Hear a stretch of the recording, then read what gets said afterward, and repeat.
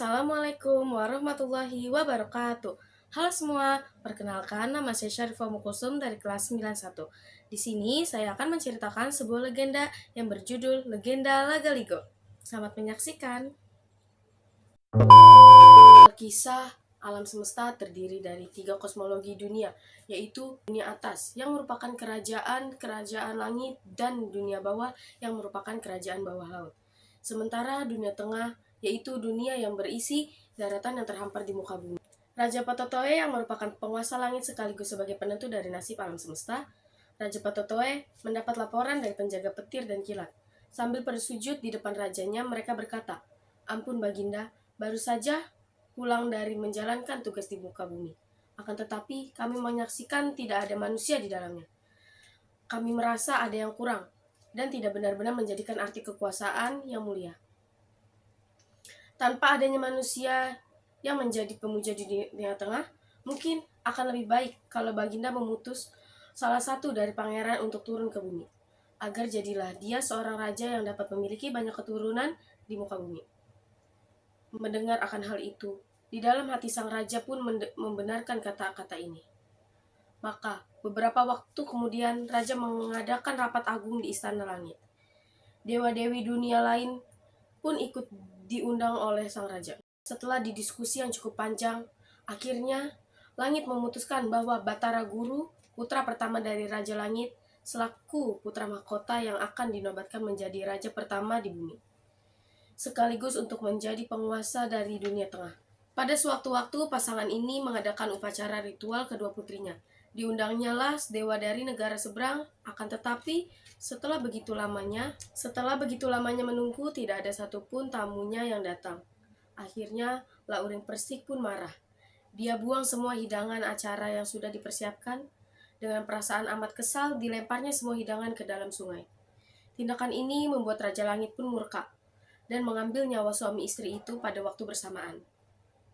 Sejak saat itu, putri kembar Weadeluwu dan Wedatungeng, mereka menjadi anak yatim piatu. Sepeninggalan dari orang tuanya, kedua putri ini dibesarkan oleh sang bibinya, yang merupakan inang pengasuh sedari mereka kecil.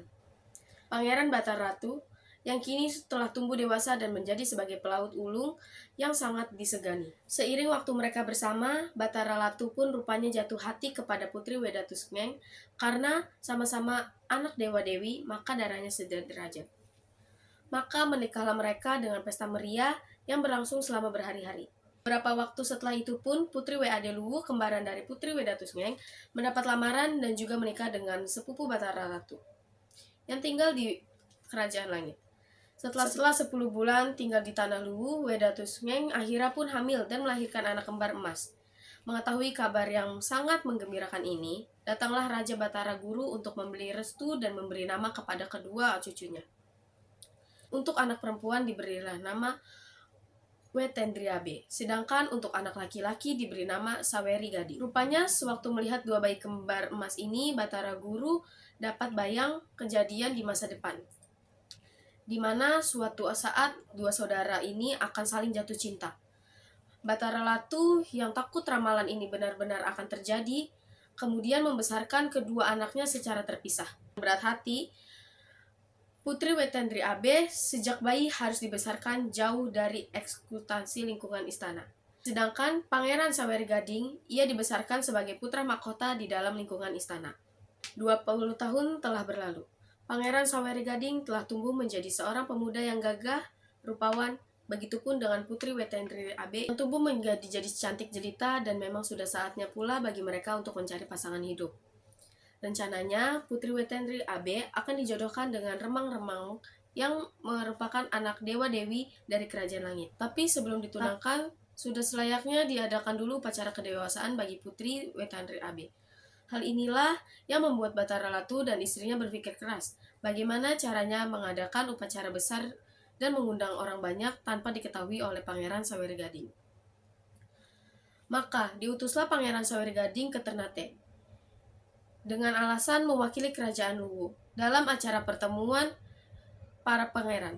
Di dalam perjalanan, entah kenapa, hati Saweri Gading terus gelisah dalam hati. Ia berkata, "Kenapa seperti ada sesuatu yang janggal?" Dia pun menaruh rasa curiga. Jangan-jangan terjadi sesuatu di istana. Karena penasaran, Pangeran Saweregading pun bertanya kepada Pak Kepala Prajurit Sang Nahkoda. "Wahai prajurit, ada kabar apa di istana?" "Maaf Pangeran, setahu hamba, saat ini Baginda sedang menyiapkan upacara untuk saudara kembar Pangeran." Begitu jawaban si prajurit. Bukannya merasa lega, ia justru semakin penasaran. Mengapa ayah dan ibunya tidak pernah bercerita kalau dia punya saudara kembar? Semakin dipikir, semakin tidak ada jawaban yang masuk akal. Dengan rasa penasaran itu, Saweregading pun berangkat menuju ke Ternate. Lantas, ia segera menyelesaikan segala urusan di Ternate dengan cepat, supaya bisa pulang sebelum waktu yang ditentukan. Setelah semua tugasnya terselesaikan, berlayarlah mereka pulang menuju ke kerajaan Luwu.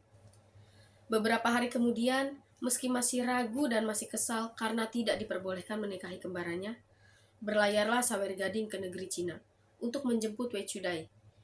Wetendri Abe pun naik ke atas langit untuk memenuhi kodratnya sebagai Dewi Langit yang nantinya akan menikah dengan Remang Rewing. Sampai pada akhirnya, tibalah dia di tempat tujuan. Akan tetapi, untuk bisa bertemu dengan Wei Chudai di istana kerajaan Cina ternyata tidaklah mudah. Setelah diperhatikan, ternyata hanya orang yang berkulit hitam yang bisa keluar masuk istana secara bebas.